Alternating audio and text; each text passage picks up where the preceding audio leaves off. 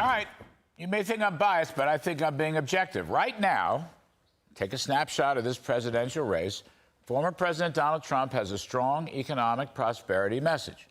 Governor Ron DeSantis, as yet, has no economic agenda. And this is going to be a pocketbook election. That is, I think, the biggest reason why Mr. Trump is way ahead in the polls. I could be wrong, but that's my view. You saw some of it last night in the Sean Hannity town hall. Joining us now is two very dear friends. Pam Bondi is former Florida Attorney General, and she's America First Policy Institute Justice and Law co-chair. And Hogan Gidley, who saved me many times from the media, former White House Deputy Press Secretary, and he is also with AFPI in some way, shape, or form. All right, kids, I love both of you. I'm glad to have you here. We got a couple sounds from the Sean Hannity thing last night, which I thought was pretty good. Let's play the prosperity one first. We're going to bring energy down. We're going to then bring interest rates down, because interest rates, people can't buy homes, they can't borrow money, they can't do anything now. I mean, right now, our economy is a total mess. And we'll stop it. And when we stop inflation, and when we get interest rates down, and when we do all of the things that we have to do, including, again, I rebuilt our military, but we have to rebuild it again. You know, our military has no ammunition. We have no ammunition. We've given much of it, almost all of it, but we've given much of it to Ukraine. And we want to help people, but I want to stop the war. I don't want that war to continue. And I'll stop that war, mark my words. All right. I'll go to you first, Hogan Gidley. Give me a quick evaluation of that. He punched away on the prosperity stuff. I think that's a clear winner. I think his Ukraine war thing is going to be very controversial.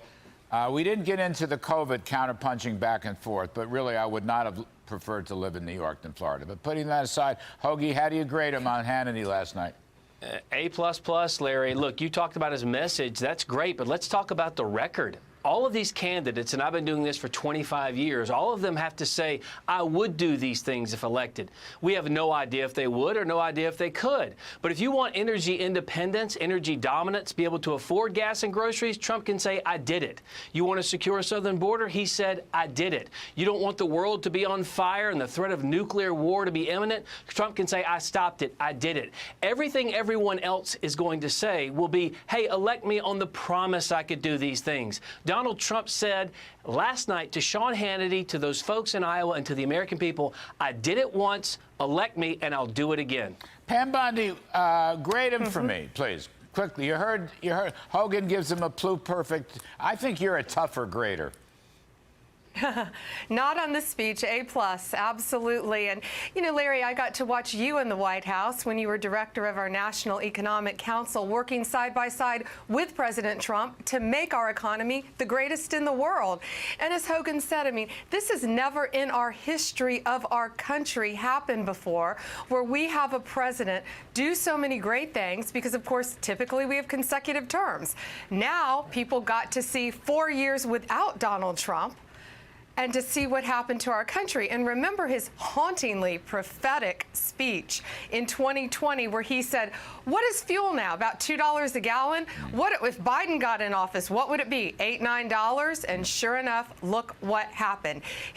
And again, everything he's done for the economy, but not only that, protecting our borders, building the wall, keeping us safe from this crazy drug abuse and fentanyl problem that he cares so deeply about, and backing the blue. Yeah. Remember, he gave our military all the surplus he gave our law enforcement officers all of the surplus military equipment.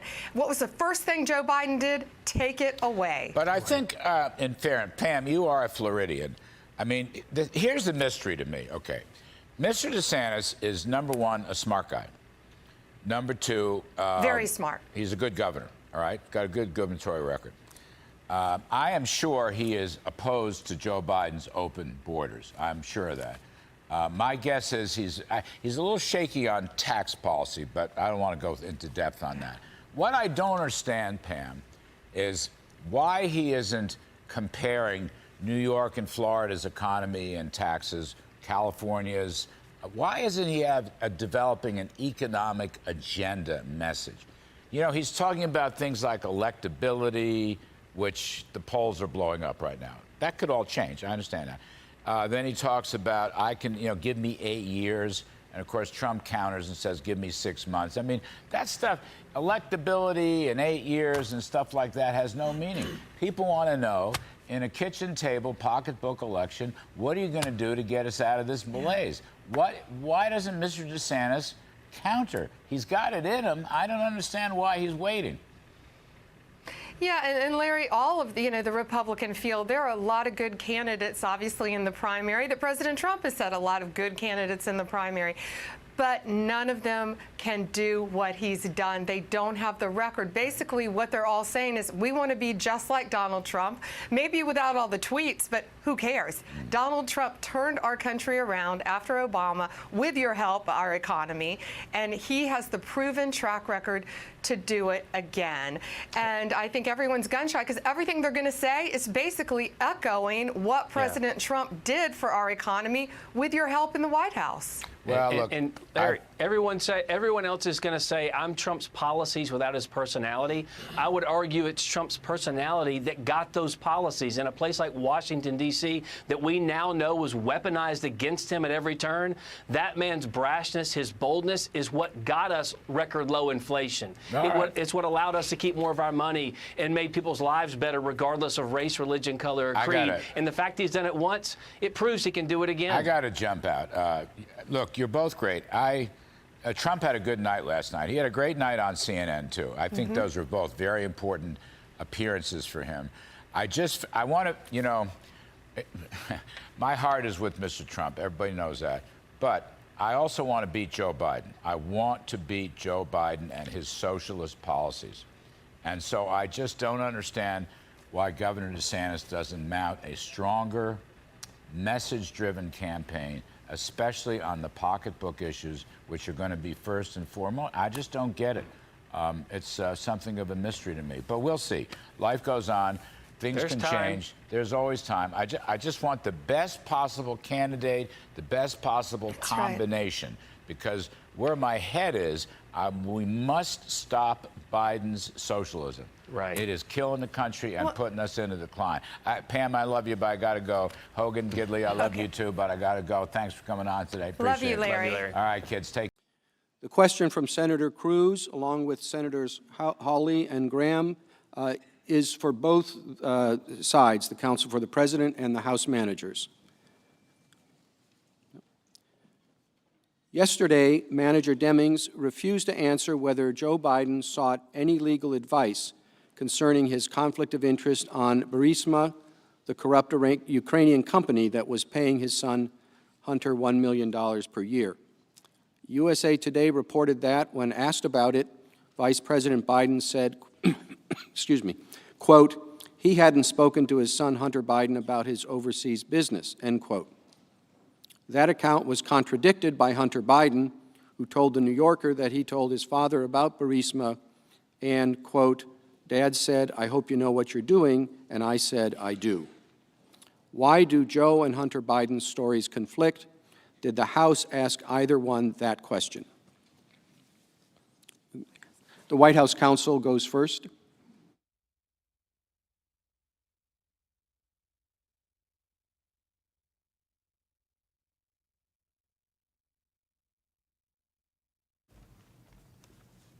You heard our answer. I'm sorry, Chief Justice, Senators. Senators, you heard our answer regarding that yesterday, but it is very interesting that he said he never spoke to his son about overseas dealings. His son said different things. Joe Biden was the point man for Ukraine, investigating, at the time, Ukrainians were a corrupt company, Burisma, and Zlochevsky, its owner, an oligarch who, by all media accounts we've discussed, was extremely corrupt. Hunter Biden is paid $83,000 a month to sit on that board with no experience in energy, no experience in the Ukraine, doesn't speak the language, and we clearly know that he had a very fancy job description, and he did none of those things. He attended 1 or 2 board meetings, one in Monaco, and then he went on a fishing trip with Joe Biden's family in Norway. The entire time, Joe Biden knows that this oligarch is corrupt. Everyone knows that. There are news reports everywhere. No one will dispute that. In fact, it raised eyebrows worldwide. But the vice president, by his account, never once asked his son to leave the board. We wouldn't be sitting here if he did. He never asked his son to leave the board. Instead, he started investigating the prosecutor who was going after Burisma and this corrupt oligarch who they say was corrupt even by oligarch standards, who had fled the country, living in Monaco. He does not ask him to leave the board. He does the opposite. In 2015, what does he do? We know by reports he has close contact with President Poroshenko. He travels to Ukraine twice. He links it to the fire. He links the aid to the firing. Same thing in 2016 at a White House meeting. Links the aid to the firing of the prosecutor. Calls him 4 times in the 8 days up to leading to the prosecutor. The prosecutor investigating Hunter Biden, yet he never says that. All cases closed. Days before Biden leaves office, he jokes to Poroshenko that he may have to call him every couple weeks to check in. Hunter Biden stays on that board for 3 years. 3 years. Then we hear the video of Joe Biden bragging about firing the prosecutor, linking it to aid. Then we have the 6-minute phone call. Mr. Chief Justice. Oh, there's the Oh, other I'm half. sorry. The House managers have 2.5 minutes.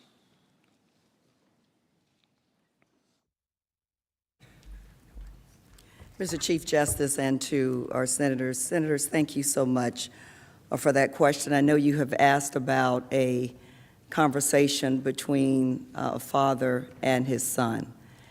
And what I can tell you, probably like just about everybody in this chamber, there are probably some conversations that I can't repeat to you about my conversations with my son. So I don't know the answer to your question, Senator, what that exact conversation was. But what I can tell you is this. If we are serious about why we are here, and I have no reason to doubt that we are, if we are serious about seeking the truth, because the truth matters, not just for those who have paid the price in our history to form a more perfect union and protect our democracy, but it's important for our future. And in this case, if we're serious about that, then I can tell you this, that we are serious then about hearing from fact witnesses. Looking at the Bidens, no matter how many times we call their name, we have no evidence to point to the fact that either Biden has anything at all to tell us about the president shaking down a foreign power to help him cheat in the next election, the precious election, trying to steal each individual in this country's vote. I don't believe either Biden has any information about that, but let me tell you who I think does. Maybe we should call Ambassador Bolton. If we're serious about the truth, maybe we should call him because we have a good idea about what he might say. Or what about Mr. Mulvaney, who had day-to-day contact with the principal in our investigation, the President of the United States? That's not good enough. Well, what about, the question was asked about when did we know? Or when did the President first put the hold on? Well, we do have reports that say on June 19th of 2019, Mr. Blair personally instructed the director of OMB to hold up security assistance from Ukraine over a month before the infamous July 25th call. So, Thank you, Mrs. Manager Demings. thank you, Mr. Chief Justice.